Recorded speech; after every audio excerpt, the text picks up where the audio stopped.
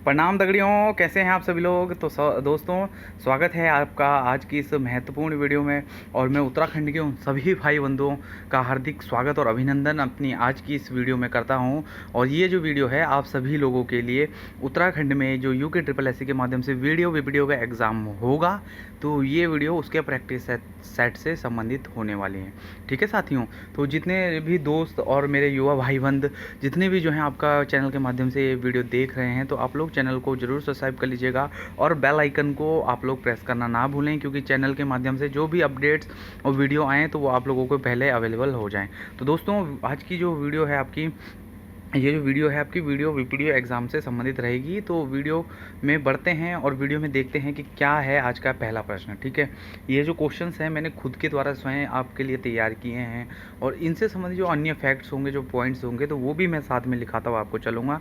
तो आप लोग जो है इसको अपनी कॉपी में ज़रूर नोट डाउन कर लिएगा। और ये जो क्वेश्चंस हैं भविष्य में जो आपके एग्ज़ाम होंगे उत्तराखंड में, तो उनसे जो है काफ़ी आपके उन पेपरों में आपको इन क्वेश्चनों से काफ़ी हेल्प मिलने वाली है। ठीक है, तो बढ़ते हैं। आज का जो पहला प्रश्न है कि दिल्ली सल्तनत के किस शासक ने ज्ञानचंद्र को गरुड़ चंद्र की उपाधि दी। ठीक है, आपको जानकारी होगी ही, दिल्ली से जो है आपके जो चंद वंश के जो तार थे वो हमेशा से जुड़े रहते थे, और वो जो है एक दूसरे के समकालीन भी थे। ठीक है, तो दिल्ली सल्तनत का कौन सा शासक था जिसने ज्ञानचंद को गरुड़ चंद्र की उपाधि दी। ठीक है, ऑप्शन है इल्तुतमिश, अकबर, फिरोज शाह तुगलक और बलबन। तो इसमें से जो है आपका ज्ञानचंद को जो गरुड़ चंद्र की उपाधि दी वो आपकी दी फिरोज शाह तुगलक ने। ठीक है, तुगलक जी ने तुगलक जो आपका था फिरोज शाह तुगलक, इनके दरबार में आपका गरुड़ ज्ञानचंद जी गए थे, और उन्होंने ज्ञानचंद को आपका गरुड़ चंद की उपाधि दी। ठीक है, इल्तुतमिश आपका जो है कौन सा गुलाम वंश का था, अकबर तो आपका दिल्ली सल्तनत से था ही नहीं, ये आपका कौन सा था, ये मुगल वंश से था।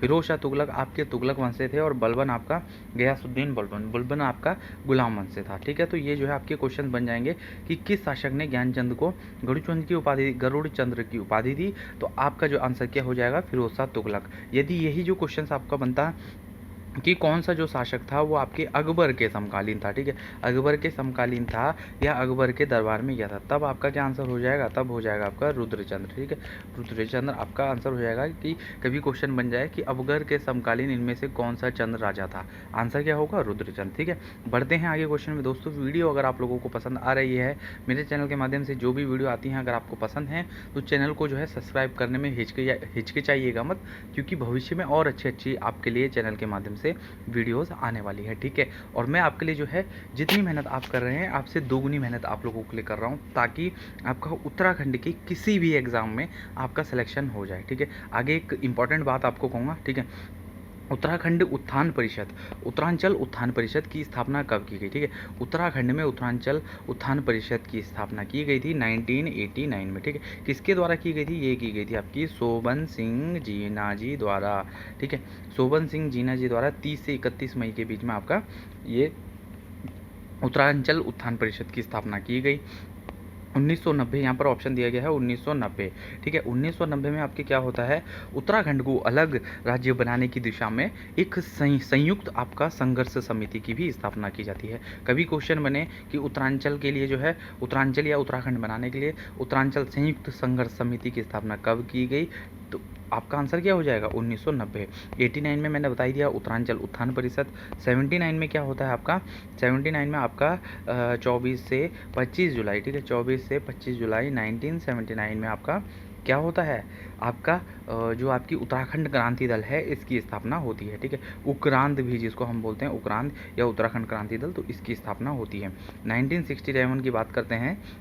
1967 में क्या होता है, पर्वतीय विकास परिषद की स्थापना की जाती है। ठीक है दोस्तों, तो ये जो महत्वपूर्ण पॉइंट आपके ईयर से रिलेटेड है, इनको जो नोट कीजिएगा, पर्वतीय विकास परिषद की स्थापना। ठीक है, बढ़ते हैं अगले क्वेश्चन में। उत्तराखंड में वृद्धावस्था पेंशन या विधवा पेंशन के अंतर्गत कितनी धनराशि दी जाती है। दोस्तों, क्वेश्चंस आप देख रहे होंगे एकदम महत्वपूर्ण क्वेश्चन, और जो आपका UK triple SC UK PSC का जो एग्जाम पैटर्न होता है, सेम वैसे ही क्वेश्चंस मैं आपके लिए बनाकर लेकर आया हूँ आज की इस वीडियो में। और दोस्तों, एक जो खास बात मैं आप लोगों को बोलने वाला था वो ये थी कि देखिए, आपके लिए जो है सरकारी नौकरी आज के दौर में बेहद ही इम्पोर्टेंट है। क्यों, क्योंकि आप ये मत सोचिए कि आपने आईएएस पीसीएस बनना है, ठीक है। आईएएस पीसीएस बनेंगे जब बनेंगे, पर अगर एक सरकारी नौकरी आपके पास होगी तो आपके जो माँ बाप और आपके बच्चे, आपकी बीवी का जो भविष्य होगा वो जो है अलग ही दिशा में होगा, ठीक है। तो इसलिए जो है आईएएस पीसीएस की ये नहीं बोल रहा हूँ कि आप बनिए,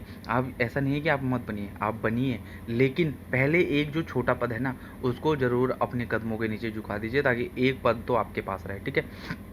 बनते हैं उत्तराखंड में जो वृद्धावस्था पेंशन है वो जो है कितनी मिलती है। ऑप्शन है आपके पास 1000 रुपये, 1800 रुपये प्रति माह, 1200 रुपये प्रति माह और 1500 रुपये प्रति माह। तो अब जो है उत्तराखंड में आपको वृद्धावस्था और जो आपकी विधवा पेंशन है उसके अंतर्गत 1500 रुपये प्रति माह मिलती है। और ये कैसे दी जाती है, ये आपका जो है 3-3 माह के अंतराल में दी जाती है, ठीक। जैसे आपका मार्च में आ जाएगी, फिर आपका जो है जुलाई, मई, अप्रैल, जून, फिर आपका जो है जुलाई में आ जाएगी। तो ऐसे करके जो है आपको 3-3 महीने में आपको पेंशन गवर्नमेंट देती है। और 1500 रुपये प्रति माह यानी कि 4500 रुपये एक मुश्त किस्त आपको अवेलेबल करवा देती है। जितने भी 60 साल से ऊपर के जो बुजुर्ग हैं आप लोगों के प्रदेश में, हमारे प्रदेश में उत्तराखंड में, तो उनके लिए जो है ये काफ़ी एक, देखिए पहाड़ में अगर कोई बंदा रह रहा है या कोई बुजुर्ग आपका या बुजुर्ग महिला रह रही है तो उसको जो है अगर सरकार की तरफ से जब पेंशन मिलती है तो उसको जो है आस रहती है, ठीक है। मान लीजिए कोई बुढ़िया है या बुढ़ा है तो उनको, उनके बच्चे तो पैसे नहीं देते हैं, ठीक है, पैसे देने में आनाकानी करते हैं। तो क्योंकि वैसे ही पहाड़ों में रोज़गार नहीं है, तो सरकार जब आपका पहाड़ में स्थित किसी बुजुर्ग व्यक्ति को पेंशन उनके खाते में भेजती है तो उनको जो है अपना चाय पानी का, अपना बीड़ी सिगरेट का थोड़ा खर्चा उनका हो जाता है, ठीक है। यानी कि उनका अपना दवाई दारू जो भी हो आप समझ लीजिए कि तो उनका जो है खर्चा हो जाता है। तो 1500 रुपये प्रति माह उत्तराखंड में वृद्धावस्था पेंशन मिलती है। अगला क्वेश्चन में बढ़ते हैं, कत्यूरी शासकों द्वारा तान या टांड जो कर था वो किनसे वसूला जाता था। ये जो क्वेश्चन है इससे पहले भी कई बार के एग्जामों में उत्तराखंड के पेपरों में बना है, तो इस क्वेश्चन को थोड़ा इंपॉर्टेंट तरीके से आप लिखिएगा, ठीक है। ऑप्शन है आपके पास किन से लिया जाता है, तो बुनकरों से, ब्राह्मणों से, किसानों से या जमींदारों से। तो जो कत्यूरी शासक थे इनके द्वारा तान या टांड कर आपका बुनकरों से लिया जाता था, ठीक है। ऐसे ही आपके एक बहुत से कर थे, कुशही कर था, आपके गोरखाओं द्वारा लिया जाता था, मौकर था, ठीक है, औताली कर था, तो ये कोली कर था। तो ये जो है सारे जितने भी कर से संबंधित जो क्वेश्चंस होंगे या भू राजस्व से संबंधित जो भी क्वेश्चंस होगा उसको थोड़ा मुख्यतः से आप लोग पेपर में पढ़ के जाइएगा, आपको काफ़ी हेल्पफुल मिलेगी, ठीक है।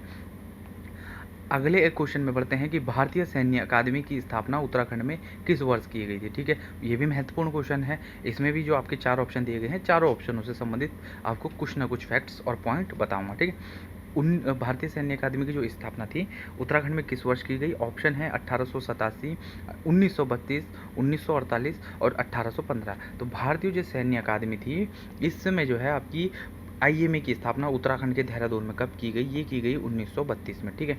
और ये की गई सर फिलिप ये जो है आपका फिलिप चैटवुड द्वारा, ठीक है, सर फिलिप चैटवुड द्वारा, ठीक है, चैटवुड द्वारा की गई, ठीक है। इसके आगे बढ़ते हैं 1887, ठीक है। क्या होता है 5 नवंबर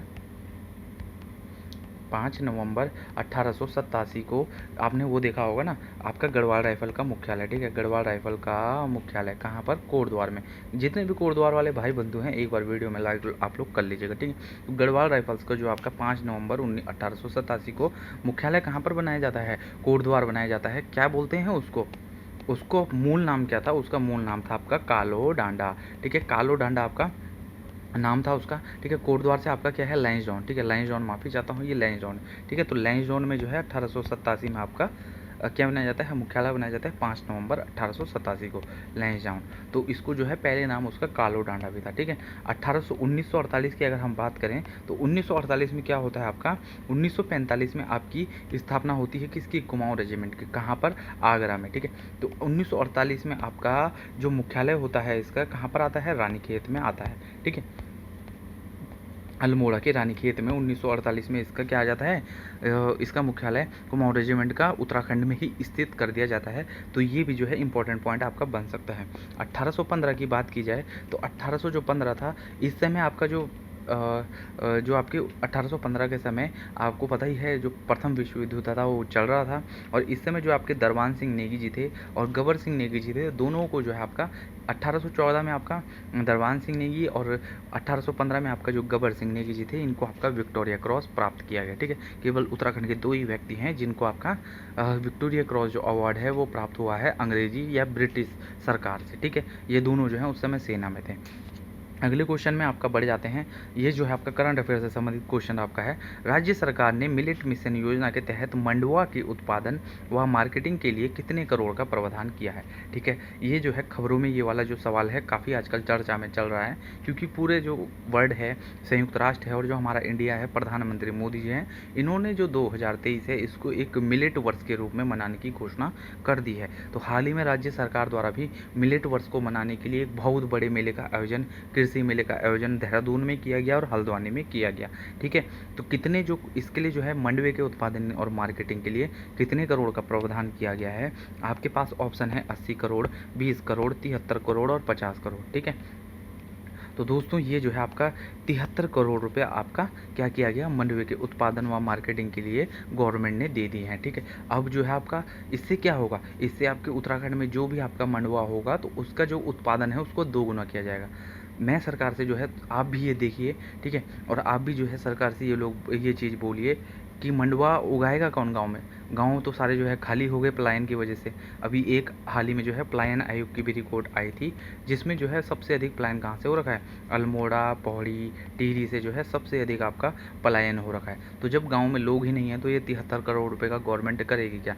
वहाँ जो है लोगों ने उगाने ही वाले नहीं हैं तो वहाँ उगाएगा कौन। तो पहले जो है सरकार को क्या करना पड़ेगा, जो पलायन है, पलायन गांव की तरफ से हो रहा है, गांव की तरफ से आपका शहरों की तरफ हो रहा है, उसको पहले रोकना पड़ेगा। ठीक है, क्योंकि अब आप देख रहे होंगे सारे तो जो है जितने भी युवा हैं या गवर्नमेंट जॉब पे जो भी लोग हैं तो वो सारे जो है कहाँ पर आ गए हैं, शहरों पे आ गए। गांव में कौन रह गया, अब केवल बुजुर्ग, और जितने भी आपके बुजुर्ग हो गए और जो उनके साथ 1-2 लोग रहने वाले होंगे तो गांव में केवल वही रह गए। गांव के जितने भी आपके गांव और घर और कूड़े हैं वो क्या हो गए, सारे बांझा पड़ गए। ठीक है, तो इसलिए जो है सरकार को थोड़ा इस विषय में सोचना पड़ेगा कि पलायन को पहले रोका जाए और तब वहाँ पर कोदा, झंगोरा, मंडवे की जो उपज है उसको बढ़ाया जाए। ठीक है, तो इसके लिए जो है सरकार ने भी लगभग 73 करोड़ रुपए का प्रावधान किया है। अब देखते हैं ये बजट कहाँ पर लगता है और कहाँ नहीं लगता। ठीक है, बढ़ते हैं अगले क्वेश्चन में। एकता बिष्ट को देवभूमि खेल रत्न पुरस्कार किस वर्ष दिया गया। ठीक है, ऑप्शन है आपके पास 2013, 2017, 2018 और 2015। जितने भी ये ऑप्शन दिए गए हैं सबसे संबंधित एक एक पॉइंट आपको बताऊंगा। ठीक है, एकता बिष्ट को जो देवभूमि खेल रत्न पुरस्कार दिया गया था ये दिया गया था 2017 में। ठीक है, 2017 में ये एकमात्र पहली महिला है जिनको देवभूमि खेल रत्न पुरस्कार मिला। ठीक है, उत्तराखंड में उत्तराखंड खेल रत्न पुरस्कार की शुरुआत कब की गई, ये की गई आपकी 2013 में। सबसे पहले किसको मिला था, ये मिला था आपका जसपाल राणा जी को। ठीक है, लिख दीजिएगा, जैसे जैसे पॉइंट लिखा रहा हूँ उसको लिखते हुए भी चलिएगा, और अपने जो पहाड़ से संबंधित जो दुख दर्द हैं, जितने युवा भाई बंधु शहर में रह के कोचिंग कर रहे हैं उनके अंदर की जो पीड़ा है तो वो भी जो है आप लोग अपने कमेंट में आप लोग उजागर कर सकते हैं। ठीक है, कि कितने भाई बंधु देहरादून में लेकर जो है तैयारी कर रहे हैं, अपने माँ बाप से दूर रहकर तैयारी कर रहे हैं, तो आप लोग जो है कमेंट में बता सकते हैं। ठीक है, तो एकता बिष्ट को आपका जसपाल राणा को 2013 में मिला, एकता बिष्ट को आपका 2017 में मिला, 2015 में आपको किसका मिलता है, 2015 में आपकी जो वो थी आपकी हंसा मनराल। ठीक है, हंसा मनराल जी थी, इनको जो है आपका लाइफ टाइम अचीवमेंट अवार्ड हंसा मनराल को 2015 में मिला। ठीक है, 2018 की बात कर लेते हैं, और 2018 में आपका कोई भी पॉइंट नहीं है। ठीक है, तो 2015 में आपका हंसा मनराल जी को दिया गया। 2019 और 20 के लिए, 2019 और 20 के लिए अभी हाल ही में गवर्नमेंट द्वारा घोषणा की गई, किसको दिया गया, लक्ष्य सेन को दिया जाए। ये भी करंट है, करंट अफेयर से संबंधित प्रश्न है तो बनाइए इसको। ठीक है, लिखिए 2019-20 में आपका लक्ष्य सेन। ठीक है, लक्ष्य सेन क्या खेलते हैं, बैडमिंटन ही आपके खेलते हैं। हाल ही में आपका जो आपका राष्ट्रमंडल खेल हुए थे आपके, ठीक है, वहाँ पर जो है इनके द्वारा राष्ट्रमंडल खेलों में स्वर्ण पदक जीत दिया गया। ठीक है, 2019-20 में लक्ष्य सेन को, और आपका जो है हाल ही में एक एथलीट हैं चंदन सिंह, उनका नाम है शायद, है ना, तो उनको 20 और 21 के लिए आपका क्या मिला है, 20 और 21 के लिए उनको देवभूमि खेल रत्न पुरस्कार दिया गया। ठीक है, बढ़ते हैं अगले क्वेश्चन में कि कोसी नदी का जो उद्गम है वो कहाँ से होता है। ठीक है, ऑप्शन है आपके पास धार पानी, धार, पहाड़ पानी, गर्म पानी और सरमूल। तो कोसी नदी का जो उद्गम होता है वो होता है आपका धार पानी धार से, और ये धार पानी धार कहाँ पर पड़ता है, ये पड़ता है आपका बागेश्वर में। ठीक है, बागेश्वर के सभी साथियों और भाई बहनों को मेरी ओर से जो है ये वीडियो उन सभी के लिए समर्पित है जो आपका बागेश्वर में निवास करते हैं। ठीक है, पहाड़ पानी से कौन सी नदी निकलती है, पहाड़ पानी से आपकी गौला नदी निकलती है, नैनीताल में ये स्थित है। ठीक है, और सरमूल से आपका गर्म पानी से आपको पता ही है काली नदी, यहाँ से काली नदी का उद्गम होता है, और सरमूल से आपका किसका होता है, सरमूल से आपका सरयू नदी निकलती है। सरमूल के झुंडी नामक स्थान से आपकी सरयू नदी निकलती है। ये भी कहाँ पड़ता है, ये भी जो है आपका बागेश्वर में पड़ता है। ठीक है, तो जितने भी साथी बागेश्वर में पढ़ते हैं एक बार ज़रूर बता दीजिएगा कि बागेश्वर में सबसे जो प्रसिद्ध आपका एक ग्लेशियर है उसका नाम क्या है। ठीक है, बढ़ते हैं अगले क्वेश्चन में कि 9वां नंबर का क्वेश्चन है, जौनसारी जनजाति में इनमें से कौन सा विवाह उच्च स्तर का माना जाता है। ठीक है, ऑप्शन है आपके पास बेबी की, बाजदिया, बोई देदी की। ठीक है, तो जौनसारी जनजाति आपने देखा होगा, देहरादून का जो अधिकांश क्षेत्र है उत्तरकाशी का क्षेत्र है, और थोड़ा थोड़ा टिहरी का आपका क्षेत्र है। तो यहाँ पर जो है जौनसारी जनजाति का क्या है, बोलबाला है। ठीक है, यहाँ पर मतलब अधिकांश जौनसारी जनजाति के लोग रहते हैं, और उनको जो है सरकार ने कब 1967 में जनजाति का दर्जा दे दिया था। उत्तराखंड की 5 जनजातियाँ थी। ठीक है, जौनसारी, थारू, बोक्सा और राजी और आपका क्या, भोटिया। ठीक है, तो इसमें से जो है आपका तीनों ऑप्शनों में से जो आपका सबसे महत्वपूर्ण और धूमधाम वाला जो आपका एकदम शानो शौकत वाला जो आपका विवाह माना जाता है वो कौन सा है, वो बाजदिया है आपका। ठीक है, बाजदिया सबसे इसमें से विवाह उच्च स्तर का माना जाता है जौनसारी जनजाति में। ठीक है, तो दोस्तों ये जो है आप जो पॉइंट्स आपको लिखा रहा हूँ इनको भी साथ में नोट करते हुए चलिएगा, आपके आगामी पेपरों के लिए जो है बहुत ही लाभदायक साबित होने वाले हैं। ठीक है, और एक बार जो है दोस्तों मैं उन सभी साथियों से ये कहना चाहता हूँ कि जो अपने घर से बाहर अपने माँ बाप से दूर रहकर साथ में प्राइवेट जॉब करते हुए तैयारी कर रहा है, तो उनकी जो तैयारी को है मैं कोटि कोटि नमन करता हूं, और उनके जो है इस एफर्ट जो उनका वो दे रहे हैं कि भाई घर में घर का खर्चा भी देख रहे हैं, अपने गांव में अपने माँ बाप का खर्चा भी देख रहे हैं, देहरादून में प्राइवेट नौकरी भी कर रहे हैं, और थोड़ी बहुत अपनी तैयारी में भी लगे हुए हैं, तो उनकी जो हिम्मत है उसको दाद देनी पड़ेगी। ठीक है, अगला क्वेश्चन है आपका, कल्याण चंद्रोद्यम की जो रचना है वो प्रसिद्ध कवि शिव ने किस चंद राजा के शासनकाल में की थी।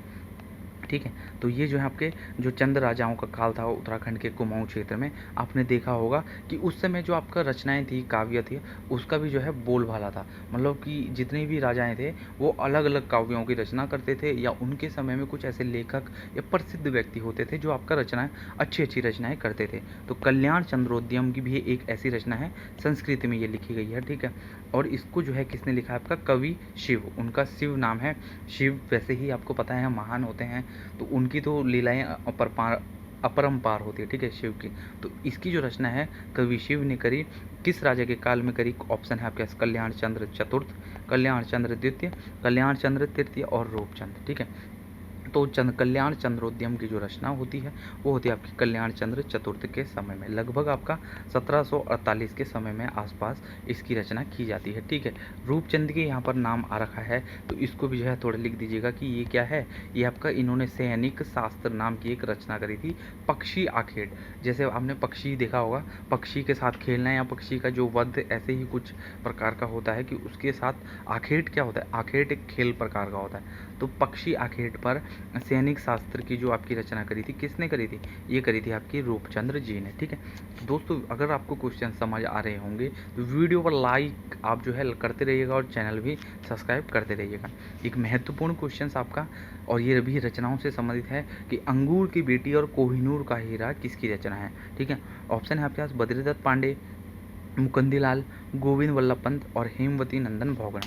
तो इसमें से जो आपकी अंगूर की बेटी और जो आपका कोहिनूर का हीरा है, ये आपका उत्तर प्रदेश के जो प्रथम मुख्यमंत्री थे, ठीक है, उत्तर प्रदेश के जो प्रथम मुख्यमंत्री थे गोविंद वल्लभ पंत, ये उनकी रचना है। ठीक है, अंगूर की बेटी और कोहिनूर का हीरा। तो जो आपके गोविंद वल्लभ पंत जी थे, ये एक राजनीतिक व्यक्ति होने के साथ साथ एक उच्च कोटि के जो लेखक थे वो भी थे। तो कभी क्वेश्चन बन जाए, और अधिकांश प्रीवियस ईयर के एग्जामों में ये क्वेश्चन आपका जरूर बना है कि अंगूर की बेटी या कोहिनूर का जो हीरा है वो किसकी रचना है, गोविंद वल्लभ पंत जी की।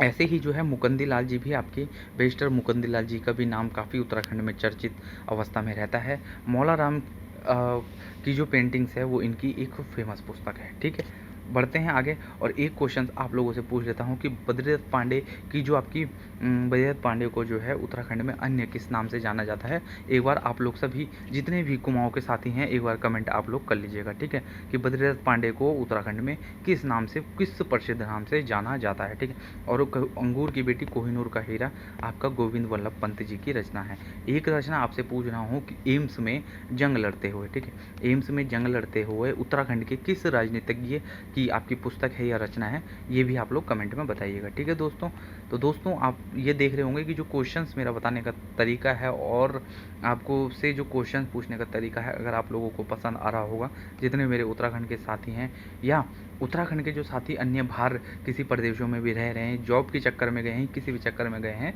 तो आप लोग जो है देखिएगा कि वीडियो जो है आपको पसंद आने वाली है। ठीक है, अगला क्वेश्चन है और आज का जो इस वीडियो का अंतिम क्वेश्चन है वो है आपका, उत्तराखंड सरकार के मिलेट मिशन योजना के तहत अंत्योदय राशन कार्ड पर 1 रुपये में 1 किलो कौन सा मोटा अनाज देने का प्रावधान किया गया है। ठीक है, तो ऑप्शन है आपके पास बाजरा, मंडुआ, झंगोरा या ज्वार।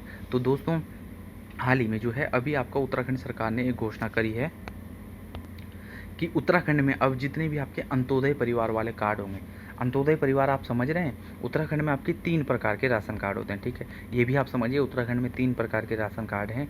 एक जिसे बोलते हैं पीला राशन कार्ड, सभी जानते होंगे। बहुत से लोग जो हैं बोलते हैं हमारा पीला राशन कार्ड नहीं बनाना भैया, क्योंकि पीले में राशन सरकार नहीं देती है। एक है आपका सफ़ेद राशन कार्ड। ठीक है, सफ़ेद में थोड़ा बहुत आपका क्या 3 रुपये किलो आपका क्या मिलता है, 3 रुपये किलो आपका चावल और 2 रुपये किलो आपका गेहूँ मिलता है प्रत्येक परिवार को। ठीक है, 1 यूनिट पे आपका 5 किलो राशन गवर्नमेंट द्वारा सफ़ेद कार्ड पर दिया जाता है। ठीक है, समझिएगा और ध्यान से समझिएगा इस क्वेश्चन को। ठीक है, पीला राशन कार्ड बहुत कम राशन, उसमें केवल आपका 5 किलो राशन दिया जाता है। ठीक है, 5 किलो 7.5 किलो आपका राशन पीले कार्ड पर दिया जाता है। सफ़ेद पर 1 यूनिट में आपका 5 किलो राशन दिया जाता है। और एक होता है आपका अंत्योदय कार्ड, उसको क्या बोलते हैं, अंत्योदय को बोलते हैं आपका गुलाबी कार्ड।